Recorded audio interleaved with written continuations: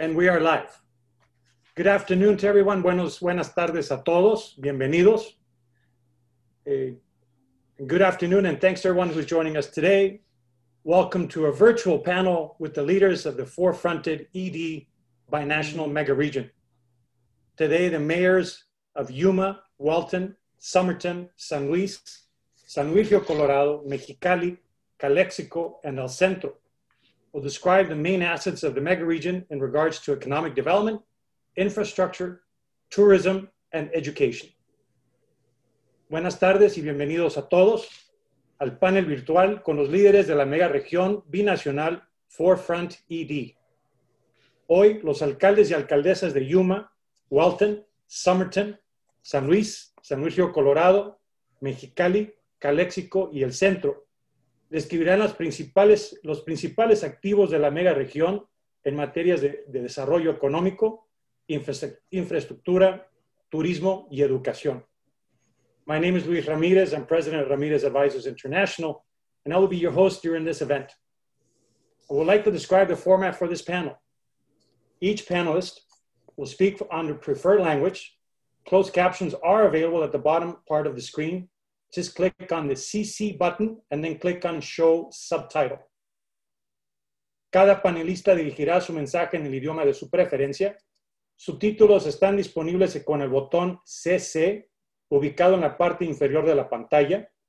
Para habilitar los subtítulos, dar clic en el botón Mostrar subtítulo. The question and answer session is open to the public, and it will take place after the leaders' presentations. Please ask your questions on the Q&A section of this platform. Las sesiones de preguntas y respuestas se realizará al final de las presentaciones de parte de los líderes y será abierta al público. Favor de realizar sus preguntas en la sección Q&A de esta plataforma. Para dar conocimiento a los que no conocen, and let me switch back to English, my apologies. What is, for people that don't know and are not familiar with 4FrontED, what is it? 4FrontED stands for four states of Arizona, Baja California, California, and Sonora. Front for frontera, which means border in Spanish, and ED for economic development and education. The 4FrontED effort was established in 2014 by a group of mayors, Yuma County supervisors, and leaders of the U.S.-Mexico border region. 4FrontED promotes four principal areas: economic development, infrastructure, tourism, and education for the entire binational megaregion. In 2017, 4FrontED won the Donald E. Hunter Excellence in Economic Development Planning Award by the American Planning Association, a tremendous recognition. And for those of you who don't already, please be sure to follow 4FrontED on social media. Having said that, I would like to introduce Martin Porchas, Supervisor of Yuma County, for some welcoming remarks. Supervisor Porchas grew up in Yuma County and developed a passion for agriculture. He started working for the University of Arizona, Yuma Agricultural Center in 1990 as a farm attendant. Now he's a research specialist for the university's Department of Plant Pathology. His professional experience includes, of course, being part of the governing board of 4FrontED, mayor of Somerton from 2009 through 2016, member of the Somerton City Council, an executive board member of the Yuma Metropolitan Planning Organization, or YMPO, executive board member of the Western Arizona Council of Governments, executive board member of the Greater Yuma Economic Development Corporation, and board member of Campesinos Sin Fronteras, among many other responsibilities and hats that he wears. Supervisor Porchas, please, your welcoming remarks.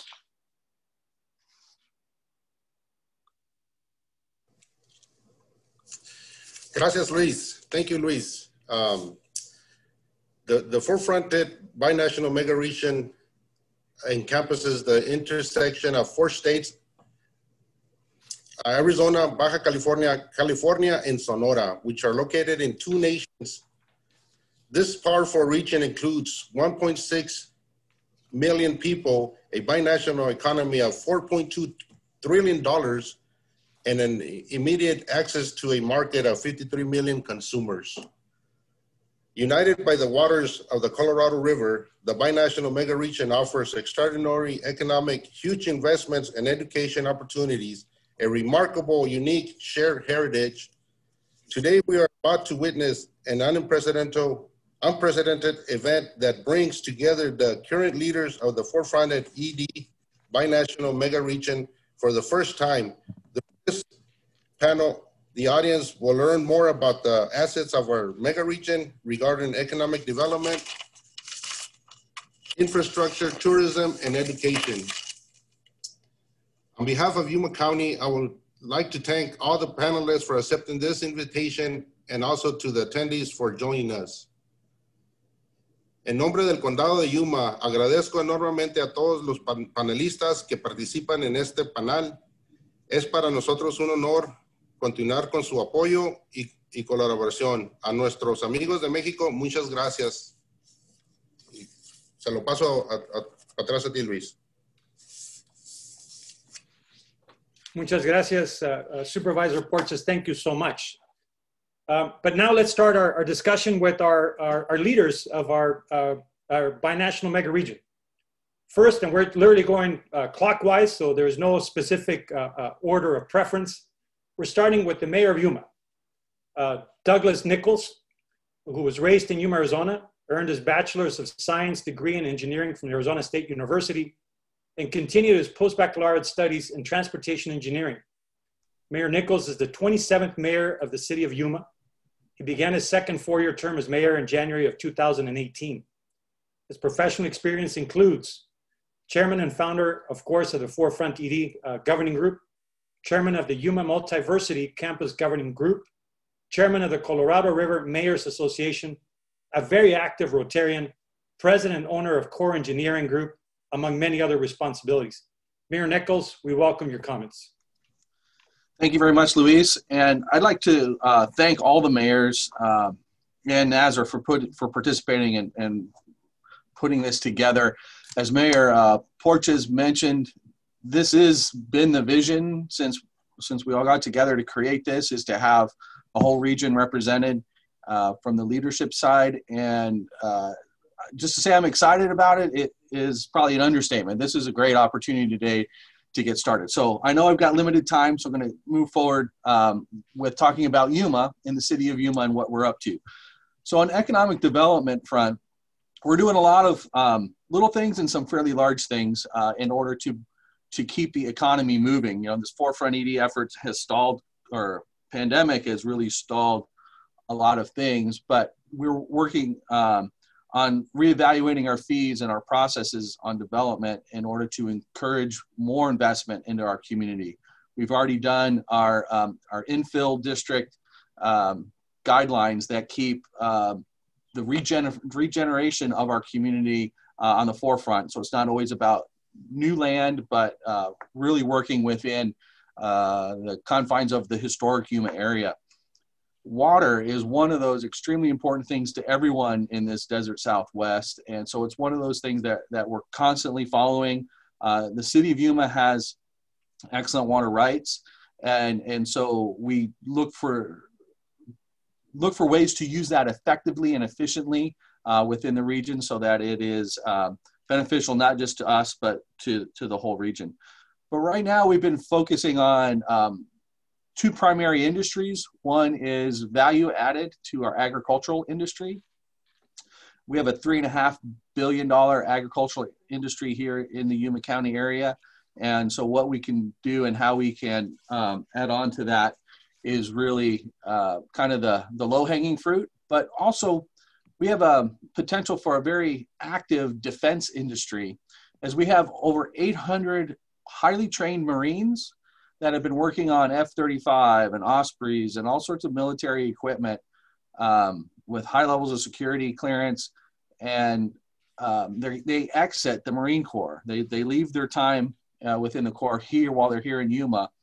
And being able to keep and retain that workforce by bringing in development and an industry that would take advantage of their particular skill sets is kind of one of the things we're focusing on. Recently, we established a strong relationship with Israel, the Ramat Negev, which is a similar desert region to the Yuma area, and looking for opportunities to grow there.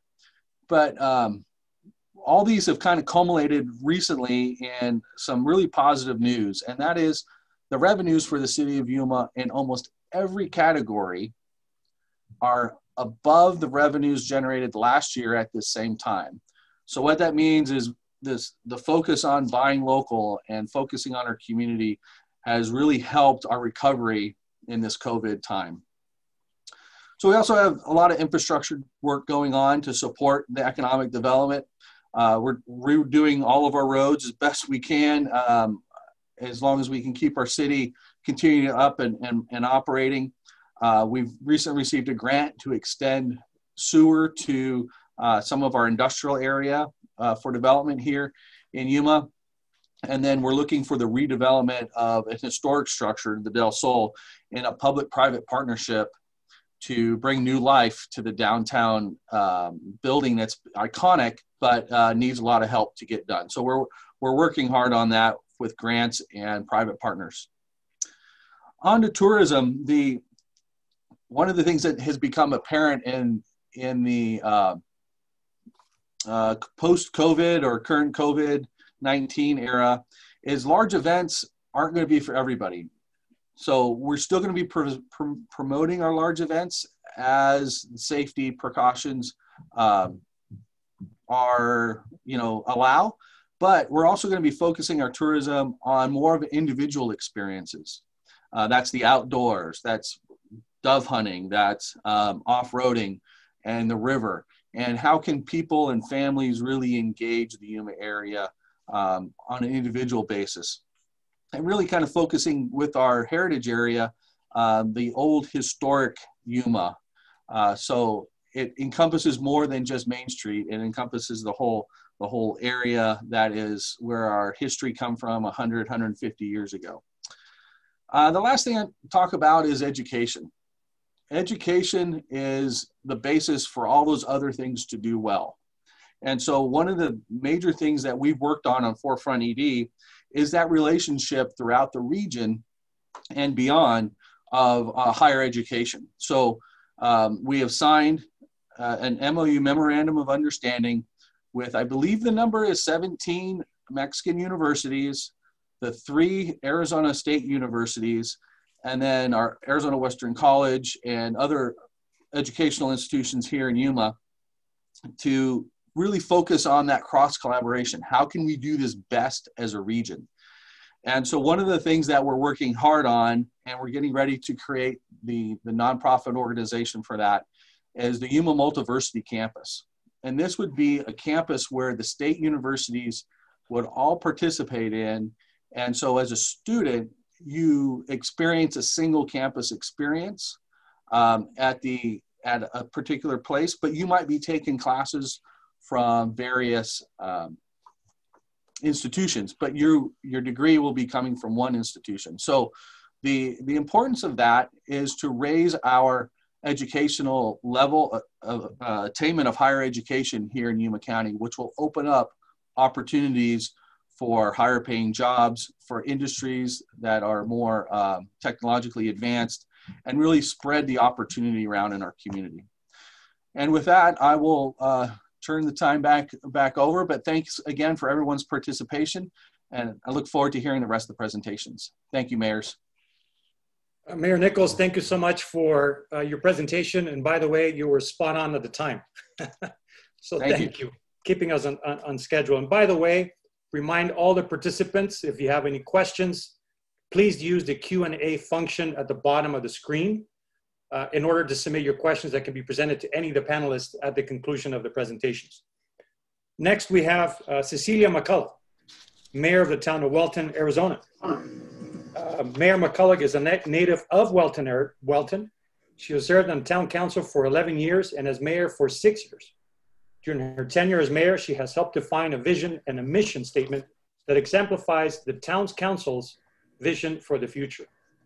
Her professional experiences include member of the 4FrontED governing group, board member of the Yuma Metropolitan Planning Organization, board member of the Western Arizona Council of Governments, board member of the Greater Yuma Economic Development Corporation, and is a very active member of the Yuma County Chamber of Commerce, among many others. Mayor McCollough, your comments, please. Thank you, Luis, for that introduction. I appreciate Mayor Nicholls' report. Mine is more prepared, and so if you'll forgive me, I will do mostly reading of my presentation. To start with, the town of Wellton sits in the heart of Mohawk Valley, surrounded by mountains. It was established in 1878, incorporated in 1970. We are now 50 years old. As it's a diverse community, Wellton has city services, public safety, first responders, there's businesses, medical care, and recreation. Our population at last census estimated is going to near 3,100 residents, so essentially we're a small town. Principal economic activities. The primary industry of the valley traditionally has been agriculture and has formed the area's economic basis. Wellton's mild winters allow for year-round growing seasons. Agriculture has also provided significant and consistent employment to residents and contributes to key ag support industries and trade. Mild winters have persistently attracted winter visitors and retirement population, which has greatly impacted our economy. This has shaped our demographic profile, where the median age in Wellton is the middle-aged 49. That increase in population and tourism promotes increased sales tax revenue, as Wellton has no property tax. It's our primary source of revenue. Wellton is growing. Though we have not grown much in the last 10 years, this past year and one half, more than 200 homes have been built, and new home permits are steady for the past 6 months, primarily in the Coyote Wash subdivision. New businesses opened recently include a Mexican food restaurant and a coffee shop, and a metal manufacturing shop. Our town continually seeks ways to enhance the local economy to attract new commercial and light industrial development, and of course to grow tourism. In addition to having no property tax, our permit and impact fees are low compared to other municipalities. Electric utility rates for the Wellton Mohawk Valley are low as well. For infrastructure, our key assets in Wellton, as it's a small town, include our access to Interstate 8 and the Union Pacific Railroad, which has spurs in the area. Also land, we have large plots of vacant property and property with water rights. We sit within the Wellton Mohawk Irrigation and Drainage District, and that district provides power and Colorado River water. Excuse me. Tourism, Wellton has 2 18-hole golf courses, which attracts golfers from near and far. In the season, retirees return to their homes and fill RV parks. We entertain them with pickleball courts. There's lots of hunting and fishing in the area. It sits at the lower turn of the Arizona Peace Trail. An increased interest in the trail has brought many visitors with ATVs into the area. There are walking and hiking trails that surround us. History, of course, abounds in the region. There's lots of opportunities to explore, including museums, Baker's Tanks, Camino del Diablo, which is very popular. And within the region, it affords in Yuma, the Gerardo prison, the Yuma Crossing Heritage Area. And of course, Mexico is a huge draw with San Luis Rio Colorado, Sonora, and Arreola, California. We include scheduled activities to engage residents and visitors, including the long-term tractor rodeo and pioneer days. In terms of education, the town of Wellton, of course, has elementary school and Antelope Union High School. Incorporated recently into Antelope again was the CTE programs, which are so critical to training and educating young people. Arizona Western College has a satellite location here, and as Mayor Nicholls mentioned, the key relationship between AWC, the universities nearby, has been very important to particularly the rural students that are here. I'm not sure what my time is. Those were my prepared comments. I would be glad to answer any questions. But having grown up in Wellton, it's a very nice, safe community to live in, and I appreciate being a part of this group. Mayor McCollough, thank you so much. And we're off to a great start. Everybody's staying right on time. So greatly appreciate that. Next, we have Gerardo Anaya, Mayor of Somerton, Arizona. Mayor Gerardo, or better known as Jerry. I'm sure that if somebody called him Gerardo, he probably wouldn't even turn around. It's Jerry. I was born and raised in Somerton Valley. He earned his bachelor's degree in engineering from the Ira A. Fulton School of Engineering. He was elected as mayor of Somerton in 2018. His professional experiences include member of the 4FrontED governing group, assistant director of engineering at the city of Yuma, founding member of the ASU El Diablito alumni chapter, council member of the city of Somerton in 2007, and the city's vice mayor, among many other responsibilities. Mayor Anaya, your comments, please. Thank you, Luis. Good afternoon, everybody.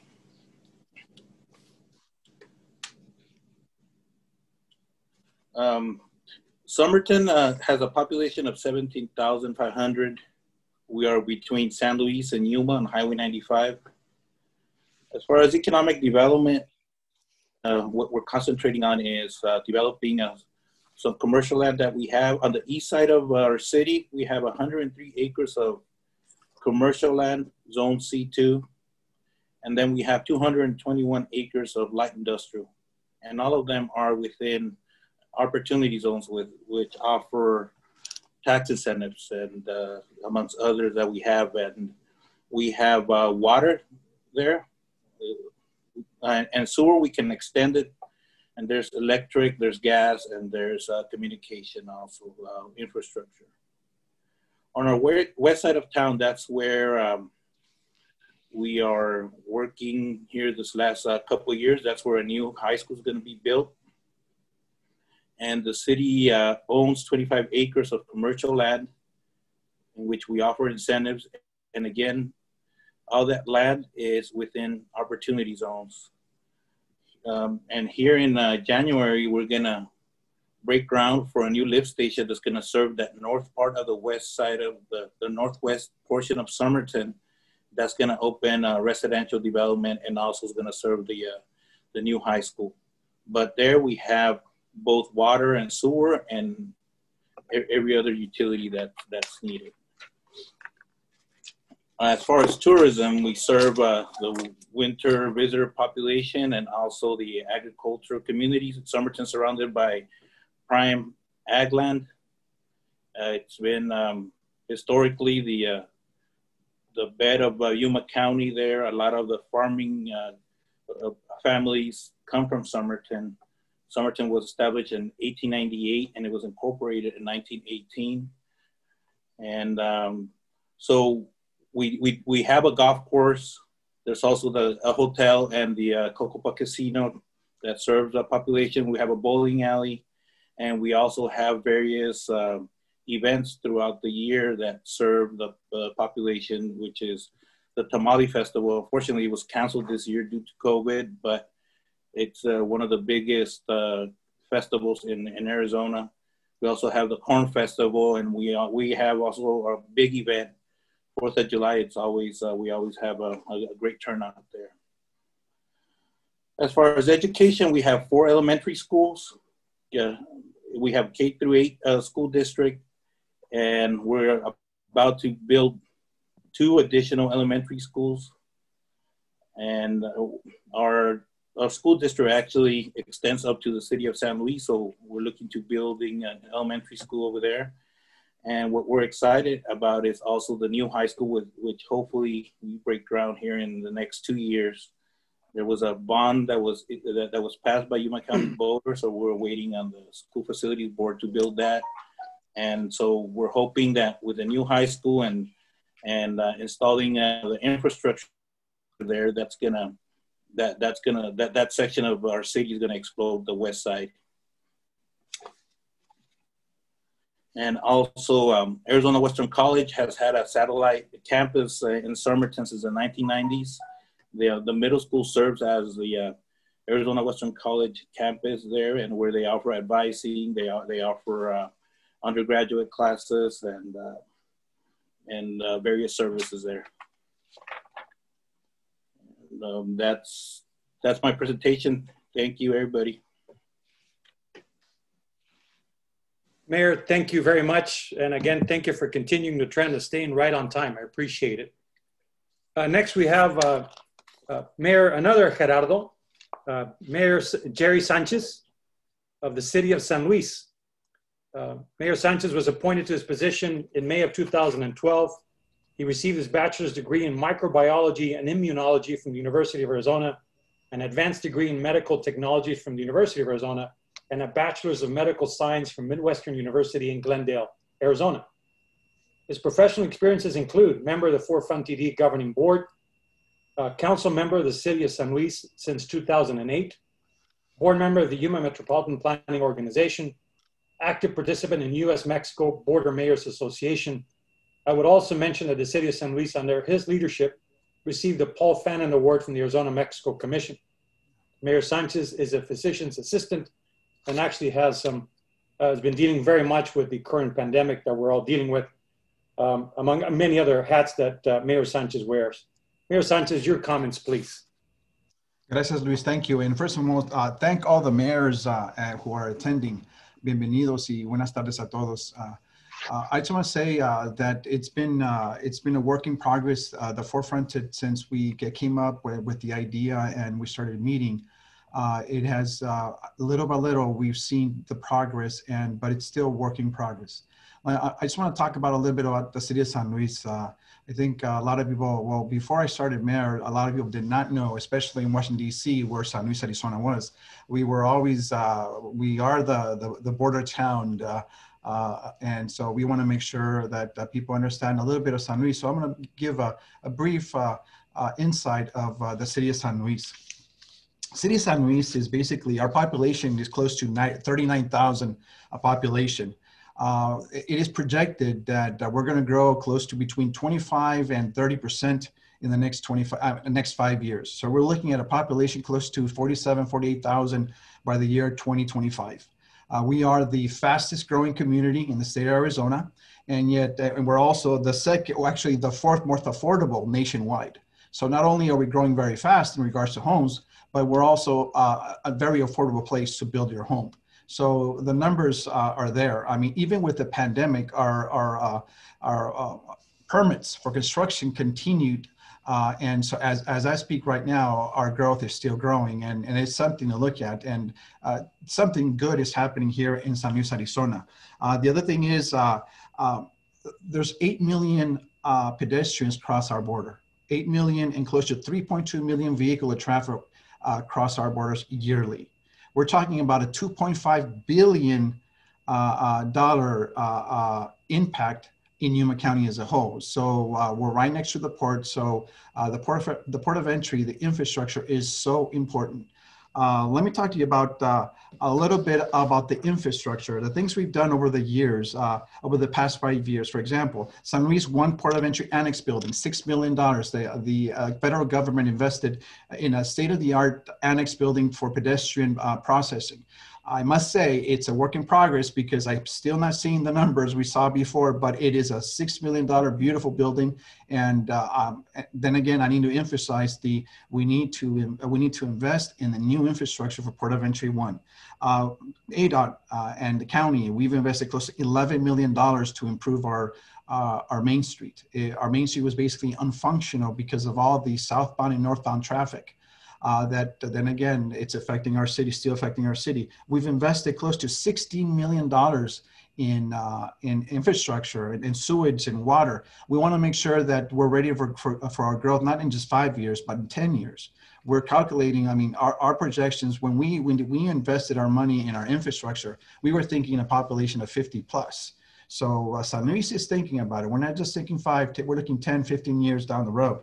We've also invested close to $6 million in street improvements, something that had never been done prior to when I became mayor. So $6 million. I wish I had more money to invest in streets, but $6 million, that's what we've done so far. Let's talk about future investments for the city of San Luis. Currently, we're looking at the modernization of Port of Entry 1. We're looking at close to a $248 million project. But unfortunately, we were only funded 154. So we're lacking close to between $91 and $98 million that we still need to look for. But I remember when we first started close to 9 years ago, we were not even on the radar. 3 years ago, we were on the list. Then we were at number 11. And then the year prior, we were, I believe, second or third, and we were dropped a week before the approval. But now, as of last year, the San Luis Port of Entry 1 has been and still is the priority for GSA and the different agencies and CBP. I'd like to thank all the congressional delegation from Arizona, the mayors, the governor, Governor Ducey, all the support, especially all the mayors also, and also support to our counterparts in Mexico. The mayor, Señor Gerardo, Yescas, has really been proactive, and all the federal agencies in Mexico. We've all been working together for the modernization of Port of Entry 1, which is so important for the region. And so we're also looking at San Luis is also, we're looking at a $35 million medical mall that's being built right now. It's going to generate close to 250 employment jobs. And that's a big investment. That's a $35 million investment. We're also looking at a $24 million investment from expansions from companies like Spindle Cooling, RJ Jones, and Labrie. They're all expanding close to a $24 million investment. And we're also looking at a $15 million investment from a new hotel complex that's going to happen next year. So we're definitely investing in our future, and we're currently we're actually doing a feasibility study for gas and it's not only going to provide gas to our city, but also we're looking at providing gas to our counterparts in San Luis Colorado, Sonora. So that's investment. Now let's talk about the crossings. Unfortunately, because of the COVID situation, it has affected the number of crossings. And now with the restrictions, both in the Mexican and the American side, we're looking at drastic numbers that decline in people who are actually crossing over. We're looking from a period from between January, July, I'm comparing it from January, July 2019 to January, July 2020, there has been a 23.8% decrease in vehicular traffic. There has been personal vehicle pedestrians, a 16.8 decrease. For pedestrians, close to 28.4 decrease during that time period. We're looking at less than 393,000 vehicles during that time period, and we're looking at 1.2 million less people crossing that border. Let me remind something, the city of San Luis does not have a property tax. We depend on sales tax, unfortunately. And the thing is, we feel it. It is affecting our economy. But fortunately for us, there has been, with the stimulus of unemployment, with the extensions of unemployment, with the stimulus checks that people received, we're not seeing that much of a decline compared to last year. But my biggest fear is if we continue with all the restrictions, especially at our ports, we're going to see a drastic decline, and we're not going to see the true effect of the COVID situation until probably mid-year next year. And so I caution, that's why our budget, when we budgeted, all major projects have been not suspended, but halted until after December. So our major investments are going to be done are going to be done after December. So hopefully, we're hopeful here in regards to the COVID situation. Unfortunately, my personal opinion right now is with all the restrictions occurring both through CBP and our counterparts in Mexico, I think they were at least 3 to 4 months too late. Right now, our numbers our COVID situation is actually better improved since we were allowed to put the mandate of wearing a mask. Our numbers decreased between 76 to 80% in regards to COVID, the whole COVID situation. So that tells you that wearing a mask, social distancing does work. But right now, with all the restrictions that are occurring in our ports of entry, both in Mexico and in the United States, I think it's time to rethink the whole situation. And the other thing is, when I cross over the border, I expect CBP officers to wear a mask. The whole purpose of it is protecting everyone. And so, but I'm not seeing that. So that's my personal opinion. Sorry, guys, but I just wanted to say that because it affects everyone.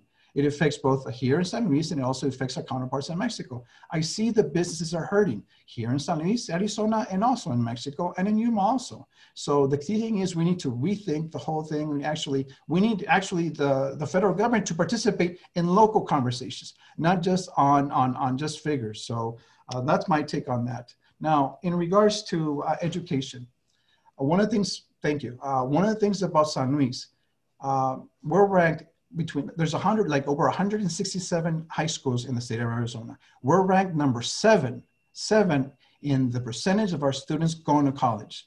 We might not have the money for infrastructure, but let me tell you something, 76% of our graduates, or close to 80% of our graduates, go to college. That's really a high number for San Luis for being so small. So in regards to San Luis, Arizona, we're open for business, but very important. We're going to collaborate. We're going to work with our counterparts in Mexico, which is very important. And we're going to work along with our mayors. And it's very important we work together for a better San Luis, a better region, a better mega region. So gracias. And Luis, sorry, I took too long. Mayor, thank you so much for your comments. And you were only over by about 30 seconds. So it still keeps us right on time. Thank you, Luis. And for our next presentation, debido a un imprevisto, el señor Santos González Yescas, alcalde de San Luis Río Colorado, no podrá estar con nosotros en este evento. En su representación se encuentra el licenciado Mario Guevara, director ejecutivo del organismo promotor de desarrollo económico de San Luis Río Colorado, Sonora. Mario Guevara es originario de dicha ciudad, licenciado en Administración de Empresas con especialidad en Administración de Negocios. Su experiencia profesional incluye delegado federal del Instituto Nacional para la Educación de los Adultos, o INEA, en Baja California, coordinador de análisis de la información del Ayuntamiento de Hermosillo, Sonora, diputado local por el Distrito número 1 de San Luis Río Colorado, Sonora, del 2000 al 2003, síndico procurador en el Ayuntamiento de San Luis Río Colorado de 1997 al 2000, entre otras responsabilidades. También lo acompaña la licenciada Rebeca Ching Hurtado, directora de promoción y turismo del municipio de San Luis Río Colorado. Licenciado Guevara, sus comentarios, por favor. Muchas gracias, Luis. Buenas tardes a todos los asistentes. Es un placer dirigirme a ustedes en nombre y representación del alcalde de San Luis Río Colorado, el contador público Santos González Yescas, y agradecerles la invitación, nace por este evento tan atinado que organizaste con la finalidad de dar a conocer la información que los municipios de la región tenemos para dar a conocer a toda la población. Efectivamente, como mencionó nuestro amigo Luis Ramirez, el alcalde Santos González trae una agenda muy apretada de trabajo y precisamente en estos momentos se encuentra trabajando con el sector agrícola de San Luis de Colorado, sobre todo pensando en cómo incentivar y reforzar la actividad agrícola, que es una actividad primaria nuestra y que requiere del apoyo del municipio y la vinculación con otros niveles de gobierno. Yo le mando a todos ustedes una disculpa por parte de él y decirles que en San Luis de Colorado estamos trabajando muy fuerte a estos 2 años de gobierno en seguir impulsando el desarrollo y el crecimiento de nuestra ciudad.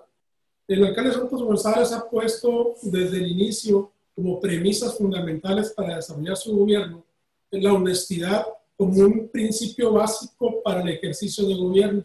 En ese sentido, al momento de mencionar, él es uno de los ejes rectores para el efecto de poder impulsar de manera honesta a esta comunidad, el hecho de que sus funcionarios tengamos también ese principio, que lo abracemos y lo impulsemos en conjunto con él.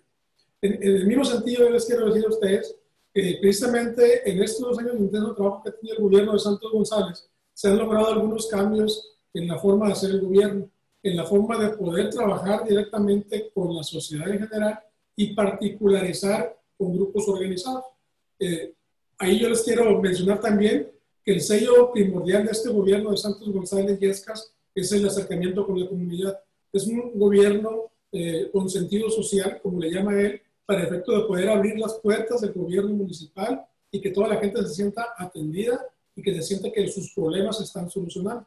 En el mismo sentido, ha tendido los puentes de comunicación del alcalde con los diferentes sectores económicos de nuestra comunidad para el efecto de poder hacerlos partícipes en la toma de decisiones y en la planeación hacia dónde queremos dirigir las acciones de gobierno, pensando en que si nos vamos juntos en este proyecto, vamos a poder llegar más lejos y más rápido hacia donde queremos. Ahí, en materia de manera muy particular, los puntos que se han impulsado de manera fuerte, que tienen que ver con el tema de la infraestructura. Por ejemplo, en el tema de la infraestructura, lo que ha impulsado el alcalde Santos González es en 2 vertientes. Primero, mantener lazos de comunicación estrecha, directa y cercana con la presidencia de la República, con nuestro presidente Andrés Manuel López Obrador, con la finalidad de compartir los proyectos que nosotros debemos impulsar aquí en San Luis y a la vez recibir de parte del gobierno federal los recursos necesarios para poderlos impulsar. Y en esta parte sí quisiera mencionar que se ha hecho un esfuerzo sin precedentes a San Luis Río Colorado directamente de la presidencia de la República para impulsar esos proyectos estratégicos. Y estamos hablando de proyectos que tienen que ver con la educación, que tienen que ver con el deporte, que tienen que ver con obras de infraestructura prioritaria para nuestra ciudad y que se han interesado por alrededor de los 350 millones de pesos.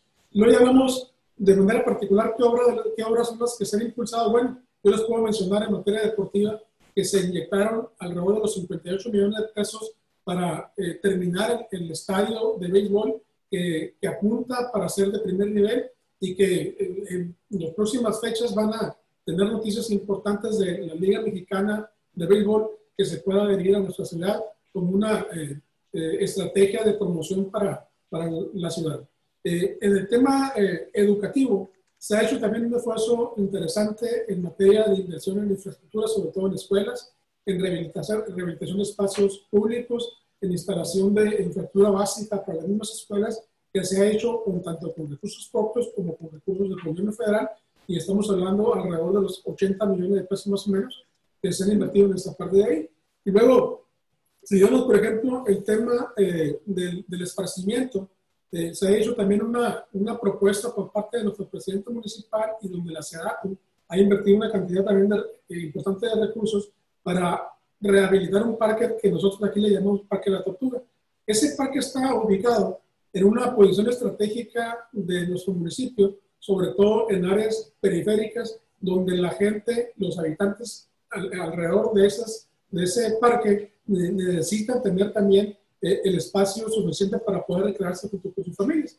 Quedó de muy buen nivel, es un buen parque que se construyó y definitivamente le da un rostro diferente a toda la parte sureste de la ciudad y que va a venir a impulsar también tanto el crecimiento económico como el crecimiento poblacional, pero también con la adaptación de los servicios que se requieren para efectos de poder impulsar, como digo, de manera equilibrada.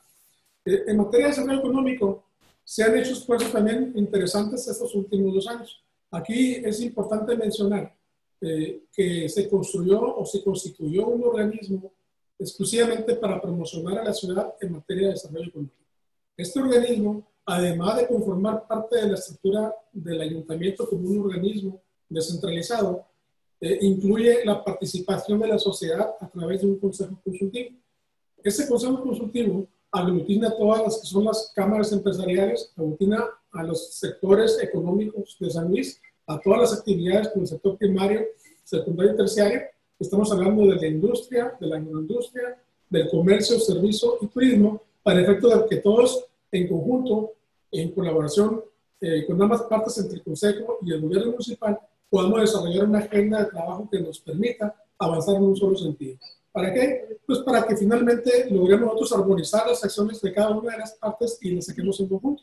El gobierno haga lo que le corresponda y la sociedad, a través de esos organismos, pueda participar también en la toma de decisiones y con propuestas que finalmente nos lleven a impulsar ese desarrollo económico para poder seguir avanzando de una forma armoniosa, equilibrada y sobre todo integral. Y ahí les quiero mencionar algo. Tenemos en San Luis Río Colorado un espacio para desarrollo industrial alrededor de las 2,000 hectáreas, de las cuales se encuentra la mayor parte de la industria aquí en San Luis Río Colorado. Y también decirles que en esa parte industrial destinada precisamente para eso, tenemos algunos proyectos de infraestructura que están a punto de hecho, le hemos tenido una continuidad de la gestión para efecto de poder desarrollarlos. Y estoy hablando, por ejemplo, de una planta cogeneradora de energía eléctrica que se ha estado trabajando desde hace algunos años y que en esta administración de López Obrador, con la gestión también de nuestro alcalde Santos González, hemos logrado seguirle impulsando y que se agende dentro del presupuesto de egresos de la Federación. Esta planta cogeneradora, incluso nuestros amigos de Baja California, el gobernador Bonilla, la ha mencionado como un punto o un proyecto estratégico para alimentar de energía eléctrica al estado de Baja California. Aquí se tendría una inversión aproximadamente de 6,000 800 millones de pesos que vendría a garantizar de manera muy importante la energía eléctrica para nuestra ciudad y para las penínsulas tanto de la Baja Norte como de la Baja Sur. Y eso obviamente habla de que tendríamos nosotros aquí la atención, sobre todo de las inversiones en la industria que requieren ese energético para funcionar, garantizada. Y por otro lado, también decía, ya lo mencionaba nuestro amigo de San Luis, Arizona, que hemos estado trabajando de manera muy fuerte con el proyecto, o más bien con el estudio de factibilidad del gas natural. Aquí la vinculación que hemos hecho con nuestra amiga Jenny Torres de San Luis, Arizona, de Desarrollo Económico, con personas de Bandan y con consultores del estado de Texas, para el efecto de poder impulsar este proyecto y va avanzando de manera muy importante. Ahí estamos a punto, y mencionaba la persona que cabeza este proyecto del estudio, que próximamente vendrán a la región para contactar con todos y cada uno de ustedes y poder anunciar el resultado de este estudio que nosotros desde San Luis lo vemos con mucha posibilidad de éxito. Y a la par hemos estado trabajando también para el efecto de reforzar este proyecto con empresas que se dedican precisamente a suministrar este energético. Aquí es importante aclarar y decirles que el gas natural va a ser uno de los energéticos que va a darle un impulso muy fuerte a la planta cogeneradora de energía eléctrica de ciclo combinado. Entonces, esos dos proyectos van a la par y van avanzando muy bien. También mencionarles que el alcalde ha hecho gestiones muy importantes también a nivel federal con el Seguro Social, para efectos de que en San Luis se establezca un hospital que se habla de una inversión de alrededor de los 1.500 millones de pesos. Estamos hablando que tendría 140 camas y diversas especialidades para poder atender a la población de nuestra ciudad. Ahí se propuso para la construcción de este hospital un predio de 4 hectáreas precisamente en la parte sureste de San Luis. Son terrenos propiedad del Parque Industrial Internacional, pero que serán donados directamente al Seguro Social. Y luego estamos hablando también de que nosotros, para efectos de poder atender a la industria que ya tenemos aquí en San Luis Río Colorado, una agenda industrial que nos permita atender a las empresas que ya están aquí, darle seguimiento a sus proyectos y a sus necesidades para efectos de apoyarles para que sigan avanzando. Muchas gracias y un saludo a todos ustedes. Licenciado Guevara, muchísimas gracias por sus comentarios. Ahora nos acompaña la alcaldesa del municipio de Mexicali, Marina del Pilar Ávila. La presidenta municipal Ávila Olmeda nació en Mexicali, Baja California, y se convirtió en la primera presidenta municipal de su ciudad en el 2018.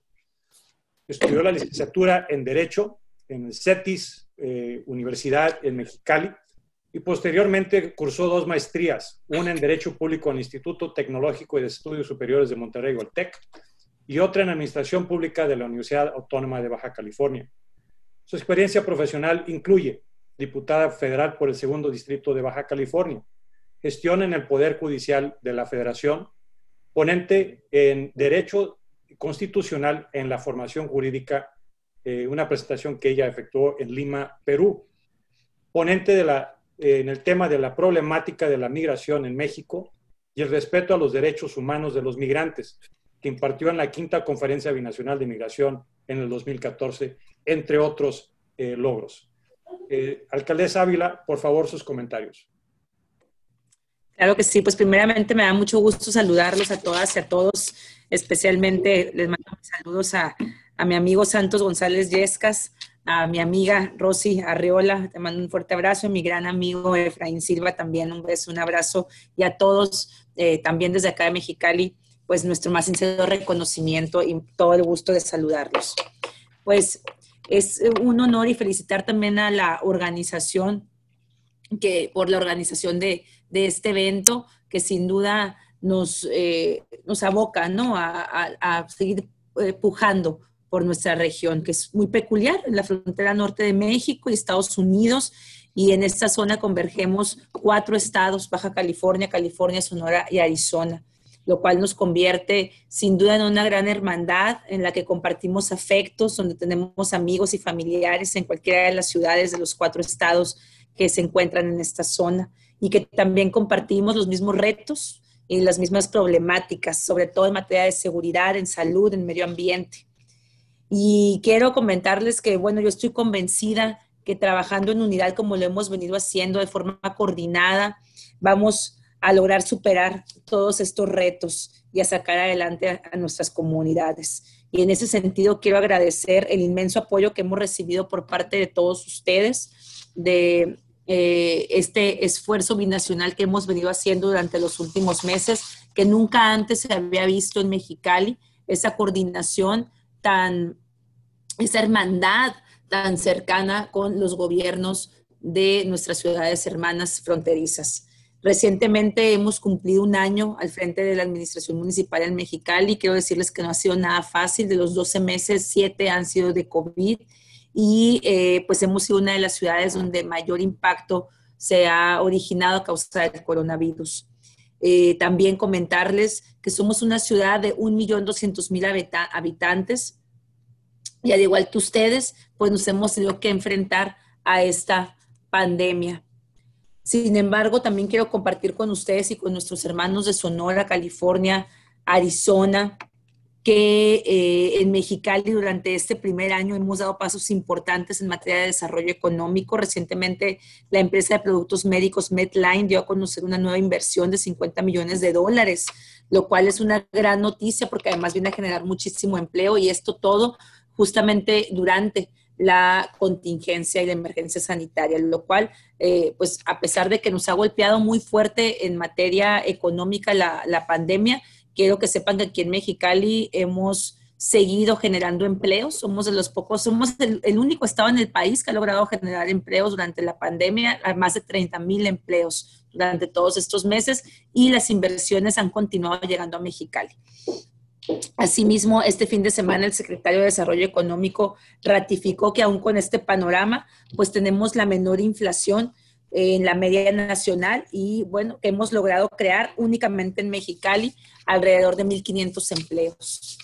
Durante todos estos meses en Mexicali hemos tenido la visión de atender la pandemia, atender la situación hospitalaria, atender a todo el personal que colabora con nosotros y los servicios públicos municipales jamás han dejado de ofrecer con calidad. 2 veces por semana se recolecta la basura en Mexicali. Somos el único municipio en todo el estado de Baja California en donde tenemos esta capacidad de brindar los servicios públicos y además hemos generado diversos incentivos para seguir buscando la inversión y sobre todo apoyar a emprendedores.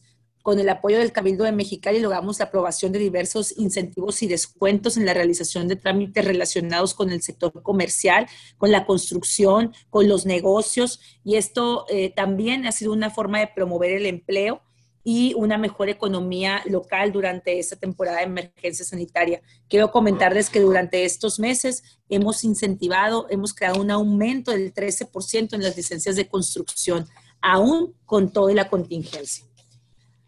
En cuanto a los temas de empresarios, comerciantes y emprendedores, pues hemos generado diversas líneas de apoyo en esta megaregión, tanto en California, Arizona y Sonora. Quiero decirles que Mexicali es un destino muy favorable para establecer negocios, donde hay un gobierno eficiente, somos un gobierno honesto, un gobierno de cuentas claras, transparente. También somos una ciudad amigable, una ciudad segura y contamos con mano de obra totalmente equipada. Somos la ciudad más segura de toda Baja California. Hemos logrado una reducción del 13% en la incidencia delictiva. Es la incidencia delictiva más baja de los últimos 10 años. Con todo y que prácticamente en todo el país hay un incremento por el confinamiento y demás, aquí en Mexicali con los programas como el Fuerza Rosa que hemos implementado en favor de las mujeres y el combate a la violencia hacia la mujer, hemos logrado una disminución de la violencia a la mujer. Sin embargo, tenemos un reto muy grande que es en cuanto al tema de los operativos y combate al crimen organizado, que lo estamos haciendo en estrategia con el gobierno federal y con el gobierno del estado. Y hemos logrado, gracias a la policía municipal, la captura de la gran parte, un gran porcentaje de los presuntos responsables en los temas del delito de homicidio. Durante muchos años no se había mantenido una relación como la que tenemos hoy en día con las autoridades binacionales en materia de seguridad. Quiero reconocer la amplia coordinación que existe en materia de seguridad con las autoridades de Estados Unidos. Creo que este gobierno ha sido ejemplo de esa unidad, de esa hermandad que existe con pues nuestras ciudades hermanas, con las cuales compartimos tantas cosas. En materia de infraestructura, también comentarles que traemos la mayor inversión en obra pública de los últimos años en Mexicali. Este año se van a invertir alrededor de 332 millones de pesos en obra pública y estamos atendiendo colonias populares que nunca antes habían sido atendidas, así como también las avenidas principales de nuestra ciudad. Hay mucho por hacer en esta materia, ya que durante muchos años la obra pública fue un rezago, es un rezago histórico. Traemos alrededor del 50% de Mexicali con rezago en obra pública. Por eso mismo el reto tan grande, ¿no?, de seguir esforzándonos para combatir ese rezago. Estamos haciendo una fuerte inversión de alrededor de 52 millones de pesos junto con el gobierno del estado, 56 millones de pesos junto con el gobierno del estado en lo que es el centro histórico de Mexicali, que además tiene una peculiaridad que no tienen todos los centros históricos, que realmente es uno de los pocos que cuenta con esta peculiaridad, que somos además la entrada a nuestro país, la entrada a nuestro municipio, está justamente en el centro histórico y donde tenemos un clúster sumamente importante, que es el clúster médico que se encuentra en esta zona también. Ahí logramos la inversión de 300 millones de pesos por parte del gobierno federal. Me tocó como diputada federal en aquel momento gestionar estos recursos y hoy Mexicali cuenta con una entrada digna a nuestro país, a nuestra ciudad, una entrada digna a nuestro centro histórico que sin duda va a generar muchísima mejor sintonía en el cruce con Estados Unidos y con quienes nos visitan. También comentarles que otro de los problemas que compartimos es en esta región es la contaminación. Y en ese sentido, en ese rubro, comentarles que durante este primer año hemos logrado la inversión más grande sin recurrir ni a deuda ni a créditos en los temas de obra pública, como les comentaba, ya que sabemos que las partículas que se encuentran en el polvo son las que provocan la mayor contaminación en esta región. Por eso mismo, esta inversión tan grande que hemos logrado hacer. Ya me queda un minuto, me voy a tener que ir todavía más rápido. He tratado de irme muy rápido. En materia de turismo, retomo nuevamente el tema del centro histórico. Ustedes han podido ser testigos de los eventos que hemos venido realizando. Lamentablemente por la contingencia tuvimos que parar estos eventos masivos. Sin embargo, la coordinación que existe con las autoridades del Valle Imperial, particularmente de Yuma también, nos ha permitido que vengan a realizar, pues a compartir con nosotros durante estos eventos de desarrollo humano en un espacio que estamos regenerando de espacio público que se convierta también en un espacio de convivencia. Debo decirles también que instalamos en 10 colonias de Mexicali internet completamente gratuito para seguir apoyando a nuestra comunidad mexicalense y que tenemos una meta de 100 colonias en Mexicali para el próximo año. Nos faltan 90, tenemos ya las 10 primeras, que son las colonias o lugares donde sabemos que pues hay más necesidades y que también pues, pueden generar polo turístico, como es el propio centro histórico, en donde tenemos toda esta zona ya con internet totalmente gratuito para quienes nos visiten de Estados Unidos a Mexicali. Y pues también a todos los mexicalenses que acudan a este espacio para seguir generando desarrollo económico. Concluyo mi participación reiterando que al igual que sus ciudades, Mexicali está de pie y está lista para recibirlos ya que pase la pandemia y que pronto volveremos a abrazarlos. Me va a dar mucho gusto poderlos recibir o acompañarlos en sus ciudades. Muchas gracias. Señora Presidenta Municipal, muchísimas gracias por sus comentarios. Now it is my pleasure to also introduce the mayor of Calexico, California, Rosie Arreola Fernandez. She graduated from the nursing program at Imperial Valley College and became a licensed vocational nurse in 1981 and a registered nurse in 1993. She has served as a member of council for the city of Calexico since December of 2018. Her professional experiences include board member of the Hefferman Memorial Healthcare District, board director for the Calexico Chamber of Commerce, member of the Women's Improvement Club in Calexico, member of the Juarez Lincoln Club in the city of Calexico, among many others. Mayor Arreola Fernandez, your comments, please. As you know, city of Calexico, where California and Mexico meet. Our sister city of Mexicali, Mexico is home to a population of over 1 million residents that help enrich our multicultural roots and solidly our community first development approach. Calexico's key proximity to Mexicali, Baja California, Mexico positions the city to take advantage of all future prosperities. It capitalizes on the trade, commercial, culture, and energy that comes with this unique status as an international gateway city. Calexico's key location and lifestyle will fuel inevitable growth and population, as well as the local economy, creating employment and economic opportunities. As you know, Calexico, you know, we're a small town life. With our small town lifestyle, we're combining its convenience, proximity to the metropolitan areas of Mexicali and San Diego, make it a great place to live. Calexico's climate is sunny year-round and offers a little to inhibit outdoor recreation, golfing, water sports, hunting, fishing, and hiking, all available in the immediate area. And the beautiful beaches of San Diego and Baja California are easily accessible for day trips or fulfill vacations. Just across the border, Mexicali is a culture and entertainment center, offering opportunities for fine dining, theater, music, and more.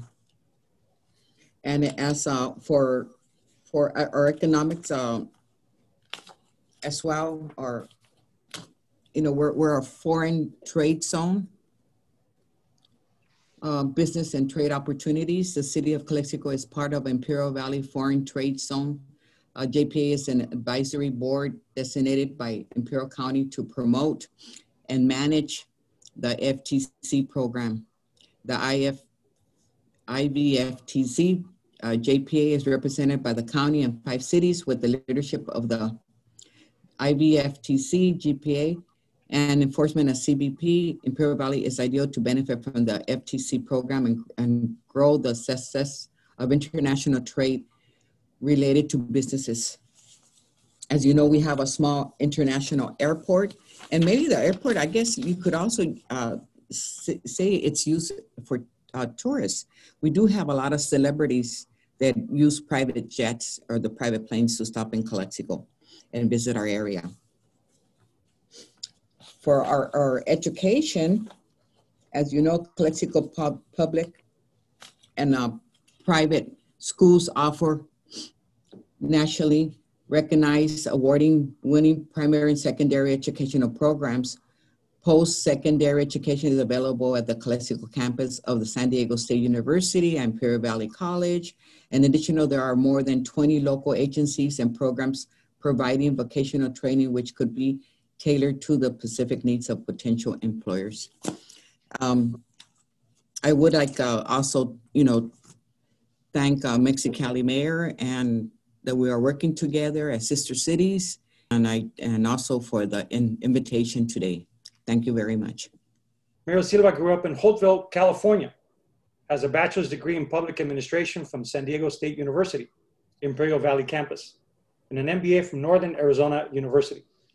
He has served in different administrative and managerial positions in the city of El Centro, County of Imperial, nonprofits, and school districts for over 25 years.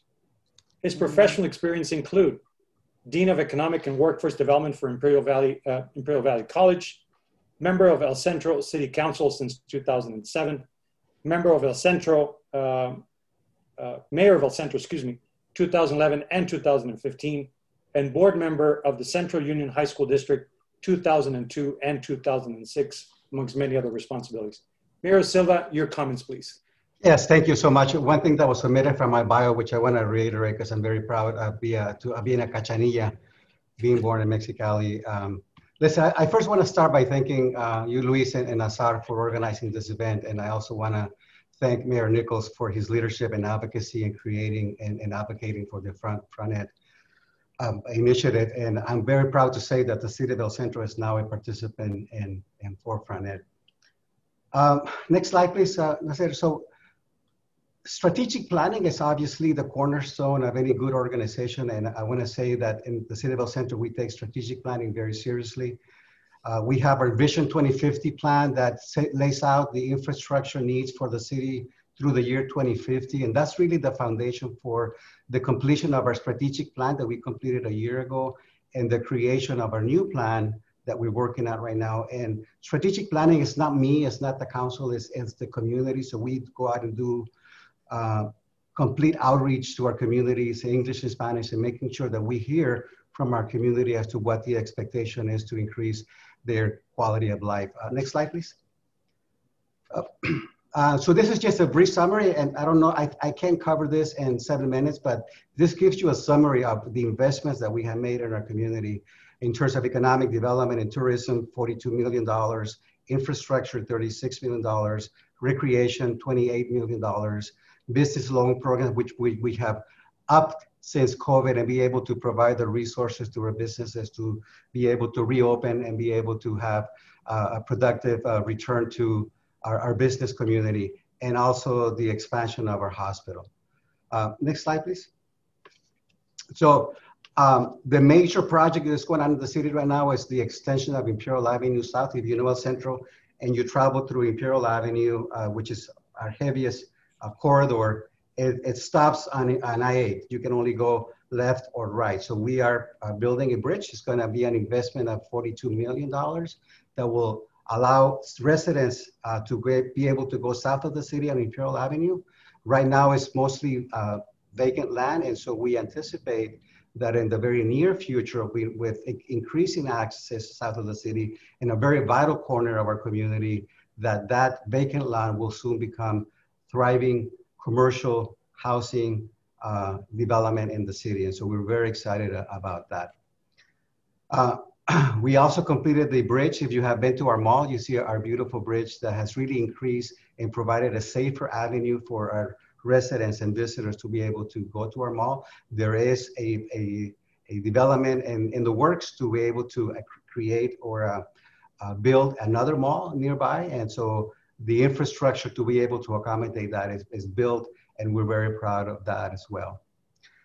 I know that downtown is important for all of us, and we hear from our downtown merchants. I'm very excited to announce to you La Resaca. La Resaca is a restaurant that will be opening, relocating to the new facility in the downtown area. And they have taken a historic building and have done a tremendous job in terms of renovating it, making it look beautiful. And I'm gonna put a plug for La Resaca because La Resaca has the best seafood anywhere around, including the four corners of our states. Really, really good food. And they're also gonna open up a steakhouse in an event center. So I'm very, very proud of La Resaca and what they're doing in terms of renovating and bringing life to our downtown area. Next slide, please. Next slide.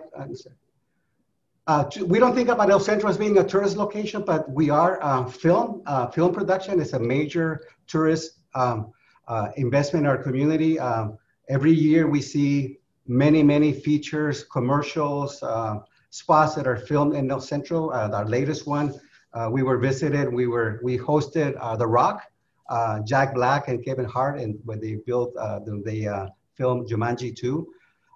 We were on track to actually exceed our tourism revenue in El Centro, Imperial Valley, but because COVID hit, everything kind of was put on hold, but we're beginning to see that come back. There was production that just completed a week ago, a small production. So we're happy that that's coming back as COVID allows us to reopen our economy. The sand dunes and the amount of people that come to pass through El Centro and shop and gas up and on their way to the dunes, it's also an incredible source of revenue for the city, and also our winter visitors, who many of them are not going to come this year. Many of them are Canadians and they have travel restrictions. So we're going to see an impact in terms of our winter visitors this year around, but that is also a tremendous impact to our community, and we welcome them back hopefully next year. Next slide for me, please. I'm very excited to talk about two huge projects that are coming to the city of El Centro. We are in the design phase for both our new police station. Our existing police department is 60 years old. It's totally inadequate to be able to meet just current needs, much less future needs. So we are designing a new police station that will run us around $36 million. And we're very, very excited. It's something that our community has desperately needed and our law enforcement has desperately needed. So we're very excited about that. We're also building a brand new library The 2010 earthquake destroyed our library. We've been working out of a temporary facility, but we are now in the design phase to build a new library that's going to be state-of-the-art. The actual rendering that you see in front of you is the actual rendering of what our library is going to look like. And it's going to be centrally located, and it's going to have partnerships with San Diego State University, Imperial Valley College, and it's really something that is going to provide a tremendous service to our community. I'm very, very excited about that. Other things, our wastewater plant, we just invested $15 million in renovating and upgrading our wastewater plant. Because of that, we just received an award from the state in terms of our sustainability efforts and the investment that we made in our wastewater plant to make it more efficient. And so we're also very proud of that. We are going to be we're going to be actually opening up our brand new park in El Centro. It's called First Responders. In honor of our first responders, it's an investment of $2 million in our community. We also are upgrading all of our parks through funding that we have through Measure P. The hospital is expanding. There's new homes coming. There's about 800 homes in the pipeline to be built in El Centro. So things are moving in El Centro, and I'm very, very proud of that. Next slide for me, please.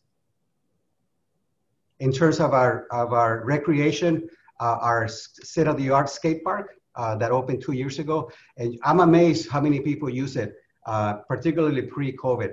Our indoor sports pavilion that allows year-round opportunities for our people, our youth to play soccer and basketball and other opportunities is also something that we're very proud of. You see a picture of First Responders Park. That is an actual picture of the park. We are also working with our County Office of Education on something that I think is long-term. It's not coming soon, but we are hoping that we're able to build a sports complex that is going to have 10 soccer fields, two competition-type soccer fields that is going to allow the hosting of major tournaments in El Centro. That's going to bring revenue. It's going to bring people to El Centro. It's not happening now, but I think that the pathway to get there is very clear, and we'll be able to enjoy that in the near future. Next slide for me. So I'm also really, really excited to announce to the community that finally our aquatic center is open. COVID really put a red light on us, but we just opened it 2 weeks ago, and I want to show you a real brief video of our aquatic center. Go ahead, Nasser. If you can play.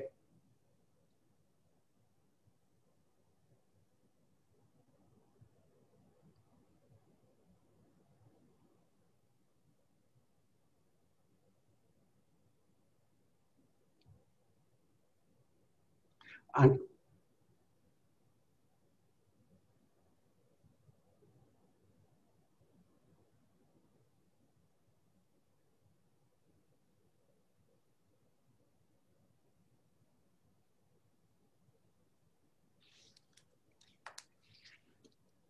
thank you so much, Nasser. Unfortunately, there was no sound. The video had sound, but it didn't come out. But we've been without a public pool in El Centro for probably 25 to 30 years. And it took that long to be able to find the resources to build not just a swimming pool, but an actual aquatic center.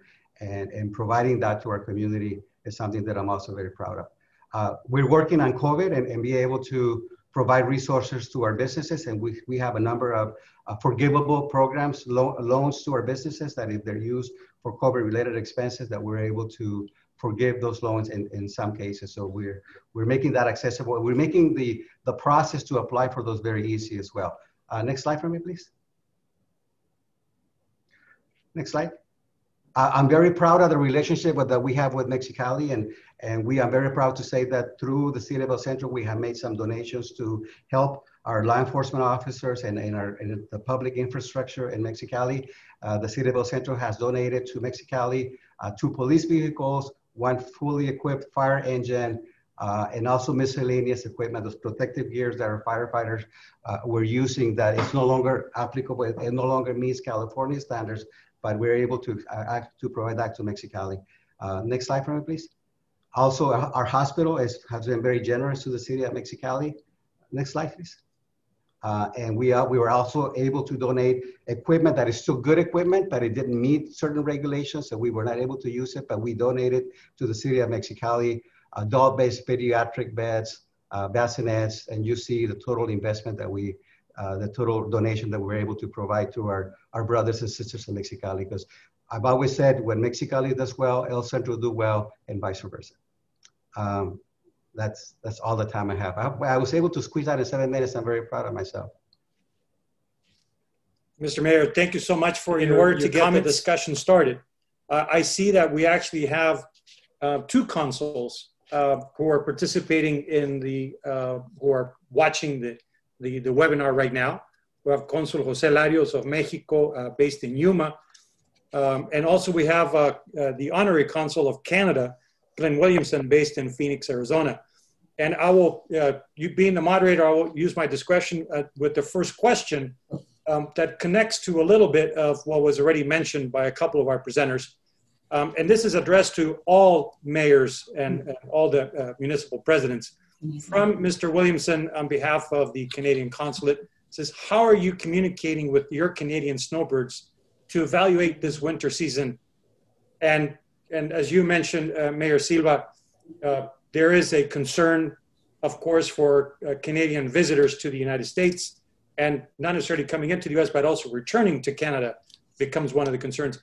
Perhaps we start with you, Mayor Silva. What are you doing in order to communicate with your Canadian visitors? We'll open it up for comment to all the other mayors.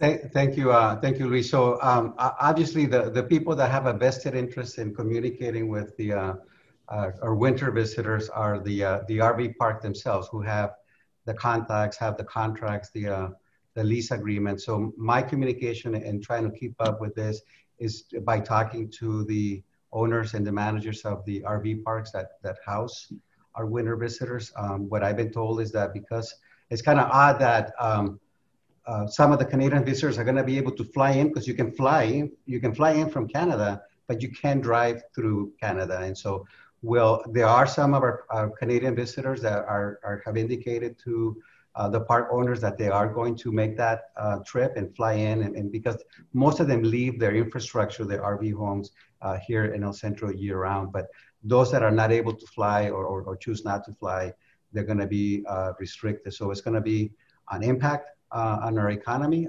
because, again, winter visitors on the average each will spend about $10,000 a year during their visit.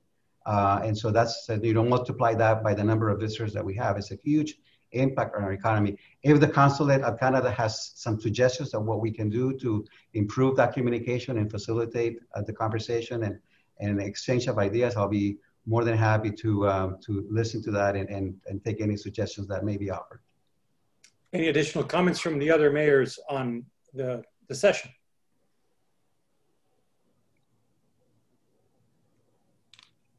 I can just add in from our perspective. Actually it's reaching out to our Canadian winter visitors usually is done through where they stay. They're either RV parks or communities that they're involved with. And a lot of that communication has been very, very difficult in this COVID time. So we're trying to get out things through the newspapers and through media, since there really isn't one focused location for that discussion. But if Glenn can help us contact the 50 to 100,000 people that show up in our county every year, I'd appreciate that, Glenn. So thank you.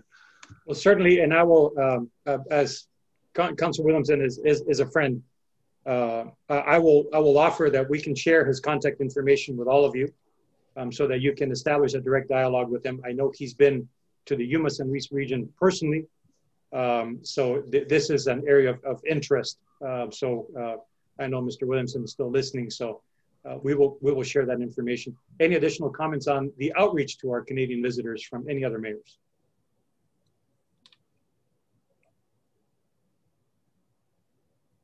Hearing none, then let me also read a comment that has been provided by Mexican Consul, Jose Antonio Larios Ponce, who's based in Yuma. He provides a comment, make sure that it goes onto the record. Muchas felicidades al 4FrontED y todos los ponentes. Información muy importante, lo que demuestra que no existen muros que detengan las oportunidades de cooperación. Es el mejor camino para superar obstáculos. Pregunta para el señor alcalde de Yuma, Nicholls, si pudiera abundar sobre el potencial que ofrece el aeropuerto internacional civil y militar de Yuma para esta región. Mayor Nicholls, a question from Consul Larios about the potential of the international and both civilian and military airport in Yuma and the opportunities that offers to the region. Mayor Nicholls? Thank you very much. That's a great question. And it's one of those things that we talked to the airport authority about. We do have quite a bit of a potential to expand different hangars and MRO type operations. It is one of the longest airstrips that the Marine Corps, it's the busiest airstrip that the Marine Corps has, and it's more than a strip. It's actually, I think, 5 different runways, but it can land anything that flies from the space shuttle to a Cessna. So it gives us quite a range of opportunity to expand an industry. And on the civilian side of the airfield, we do have quite a bit of opportunity to do that. Being a co-use airfield, we always need to be aware of the military's concerns, and they do control the airspace, which I look forward as an asset because it really helps organize that area, but is definitely part of our economic opportunity that we're continuing to pursue. Thank you very much, Consulate. Any additional comments from any other mayors about the use of the air connectivity for the region? That is obviously a tremendous area of opportunity, and I don't know if there's any other comments from any of the other mayors.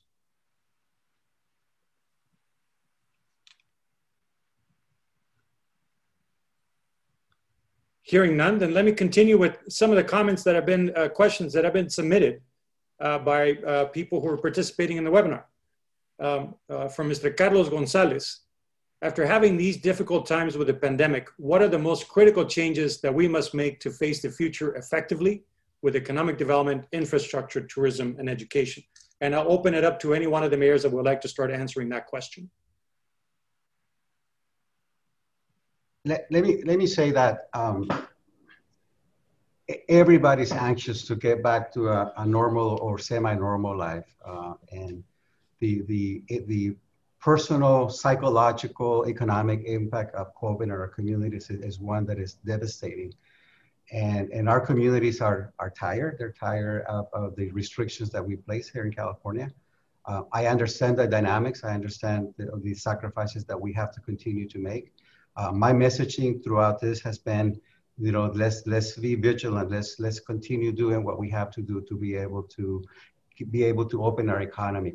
But my messaging also is that the solution is relatively not that difficult. From my perspective, there's three points to the solution. As residents, we have to continue to do the basic preventive measures that we're asked to do, and we all know what they are. I don't need to repeat them. But as elected officials, our responsibility is to be able to provide businesses the resources to be able to open.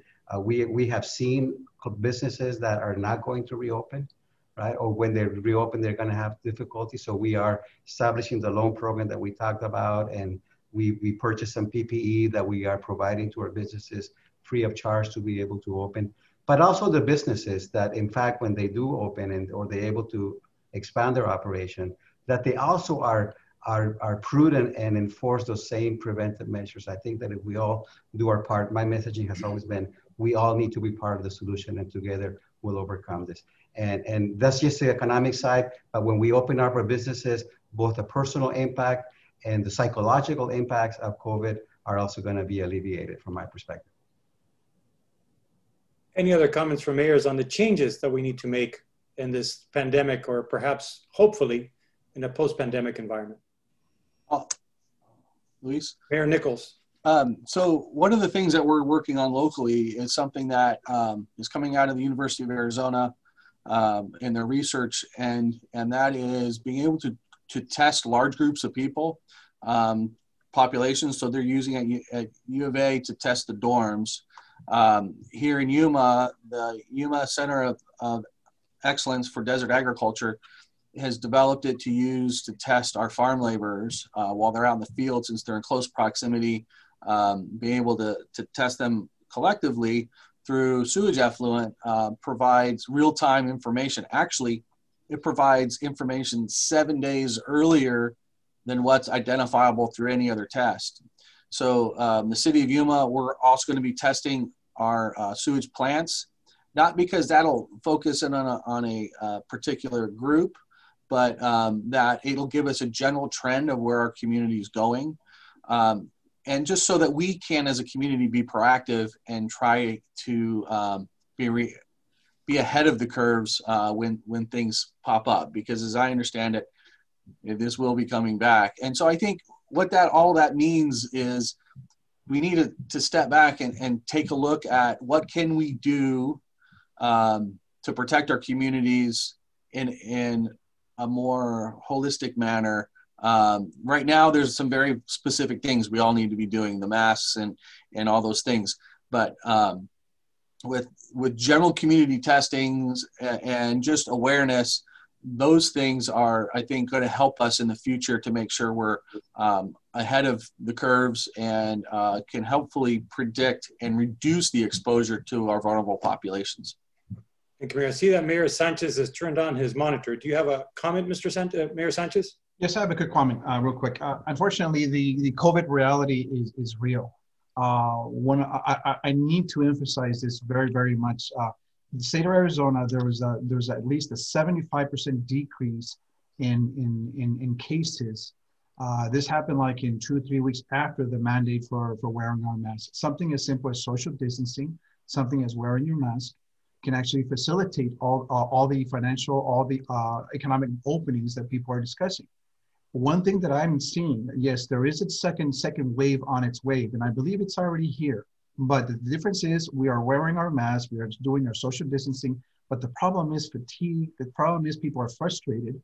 And the thing is, and we are seeing a little, well, I personally, because we were and we are the only clinic here in San Luis who is seeing positive COVID patients. So I can tell you firsthand, when a trend starts showing up, we started seeing it. As of right now, I've been very fortunate. I haven't seen a positive patient in the past 3 weeks, which is a good sign, which is a very good sign. But that's just me. One of my other providers has already seen 9 patients last week. So the big question is, I always ask him, where have you been? What are you doing? And the big one was not wearing any mask. And I need to re-emphasize that something as simple as that can actually promote and actually prevent you from actually contaging it. It's very important we continue. I know we're all tired, but the COVID reality is here. We have to take specific measures. Us as government officials, we want to make sure we provide the proper PPE for those people who can't provide it and provide the services essential and their safety. We have actually purchased enough PPE for our first responders for the next 6 months. As of, a month and a half ago, it was very difficult, but now as government officials, we need to make sure that our fire and our police and our water systems are viable. And it's very important we practice and actually prepare for this second wave. I think the second wave is already here, but the thing is, because people are following their guidelines, I think we should be better than we were before. So it's very important. Yes, I believe in reopening. I believe in actually opening up the economy. People need to go back to work. Children need to go back to school, but schools need other resources also. It's very important to have the proper PPEs. It's very important to have all the disinfectants, and it's very important. Let me reemphasize something. 70% of people in San Luis, Arizona do not have a computer. Don't assume that everyone has a computer or has internet connection. I mean, very clear. That's not true. And if you believe that text is going to tell everyone, no. We need to actually go outside. We actually need to make sure that our older population has the proper protection. And if they have needs, we need to also participate and help with them also. So the reality is COVID is here. It hasn't gone away. It's still in our community, but we need to follow guidelines. I know we're all tired. I know we don't want to wear a mask, but the problem is it's not going to go away. And the other thing is, there's some people that assume that by closing the borders, we're going to prevent numbers from increasing. COVID is here. COVID is in Mexico also. Let me be very, very clear. And the thing is, the numbers in Arizona dropped, not because we added restrictions to our borders. It was because people started wearing masks. The evidence is there. The science is there. You can argue any way. but it's very important we continue being vigilant, we continue providing the resource and the right information to our community. That's what I really wanted to say. Thank you. Mayor, thank you so much. Any additional comments on this topic? Luis, Gerardo. Por favor. Okay. So as Mayor Sanchez was saying, COVID has made us more creative, right? Here in San Luis, among all the things that Mario Guevara mentioned before, especially in my department in tourism, we have worked with businesses. Since everything was closed down, we started working on developing an app, which helps the vendors, right, get to their customers. But now this app has grown so much. We have more than 200 restaurants on it. Now we have hotel information, medical information. You can find, as soon as you get to San Luis, you're gonna know how far you can find a restaurant, how far you can, or where near you can find a clinic, a dentist, or how near you can find a restaurant. And a lot of information about every detail in the city that has to do with tourism. Tourism, you know, the pandemic has obviously affected us so much. But just this weekend, we had 25,000 people coming to El Golfo. And I know Mayor Sanchez already know that because, you know, they cross the border and we can all see how this line that goes all the way to Walmart and even farther does the same on this side of the border. So when he was talking about infrastructure and the need to expand our port of entry, I think that's something that, since you, Luis, know that both cities have been working on, that is essential for tourism. And also I want to talk about, since it was talk about everything that the government is doing, talking about tourism, you know that we have one of the largest deserts, right? And we're going to have in a few weeks, this event is called Sonora Rally, where we have people from 5 different countries in Europe. So we're still going to have these people coming over and talking about our city and about all the riches that San Luis have, which is, it's great. And our Mayor Santos is already working on how we're going to protect these people. Also, we're working on city branding. COVID has come to make everything stop, but it has given us time to work on these projects. So we're just hoping for this to pass so we can let all of you know about these projects. And then there's so many projects that we're working. For example, we have one working with Tijuana on the road number 2, the highway number 2, which is a tourism project, but also an economic project. Also, we have many other things that right now we are developing due to the fact that we have time because of COVID. And all of those projects and events, like last year we had Sonora, this event that is that brings around 50,000 people to the city in this 4-day event. This year we're not going to have that, but we're working on next year's event. So, like I said, we are changing the way we approach how we promote our city, and it's been doing good because now with social media we can get everywhere, and that's exactly what we're doing right now. Licenciada Ching, muchísimas gracias por sus comentarios.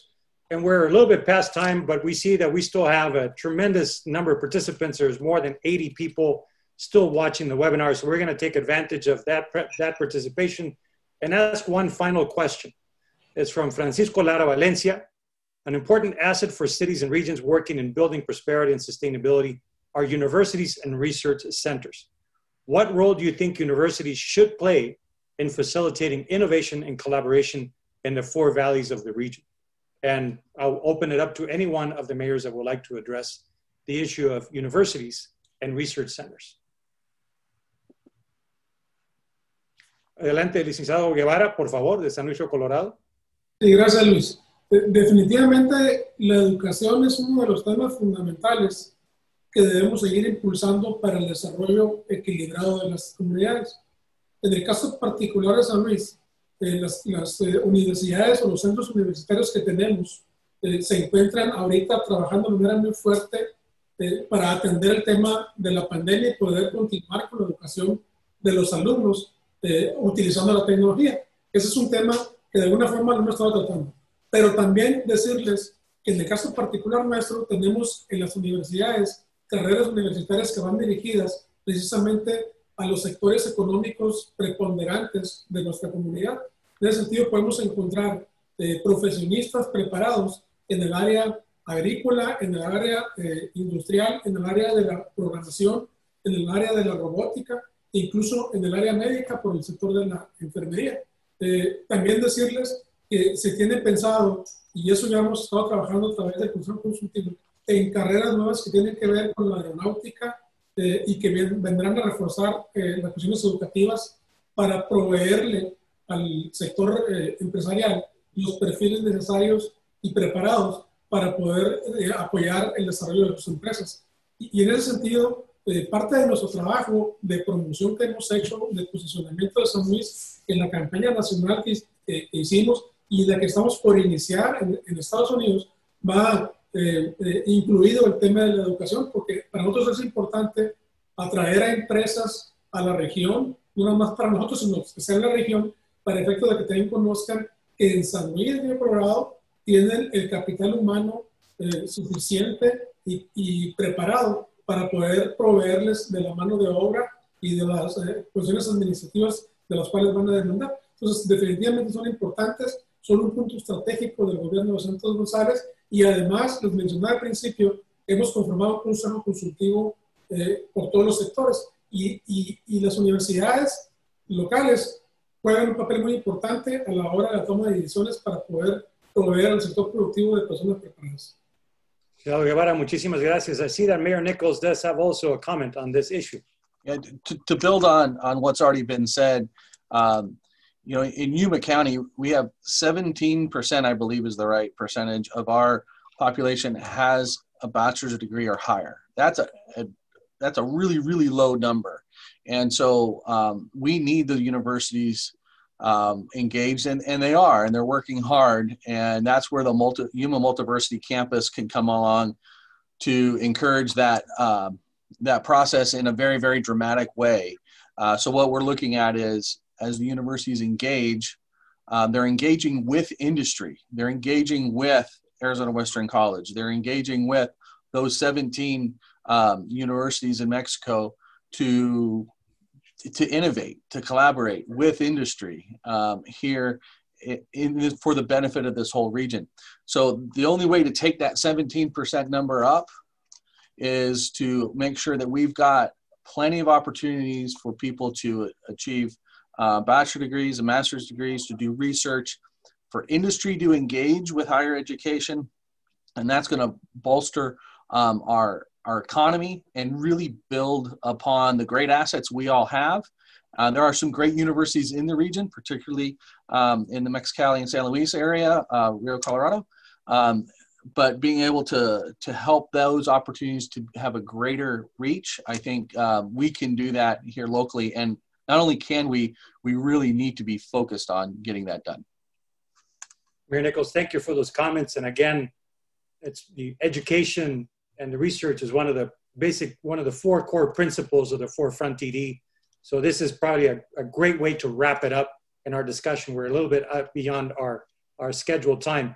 I do want to make mention that we have also Mexican Consul Tarcisio Navarrete, based in Calexico, is also participating in the seminar. Thank you, Consul, for joining us.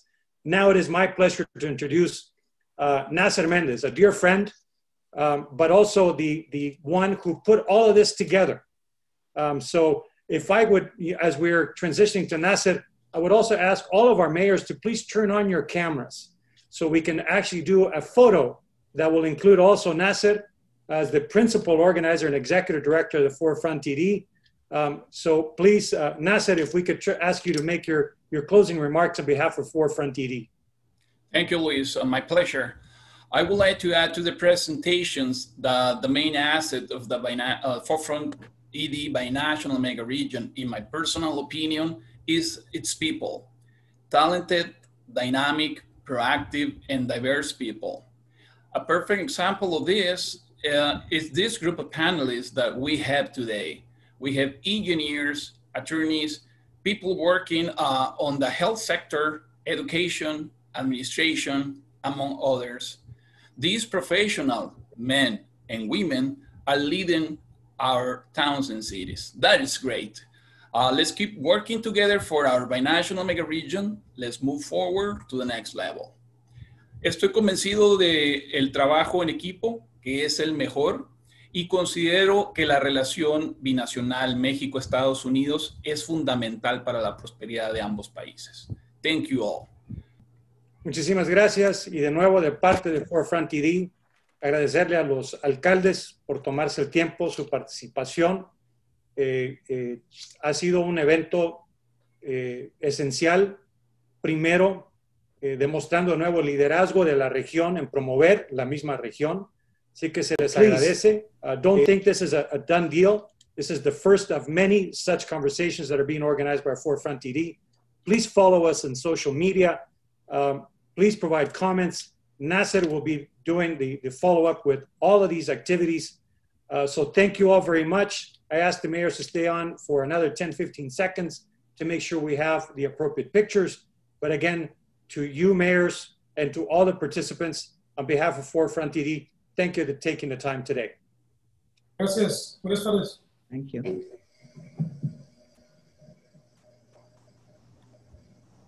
Ready. Thank you so much to everyone. Thank you. Thank you so much. Thank you. Gracias. Buen día.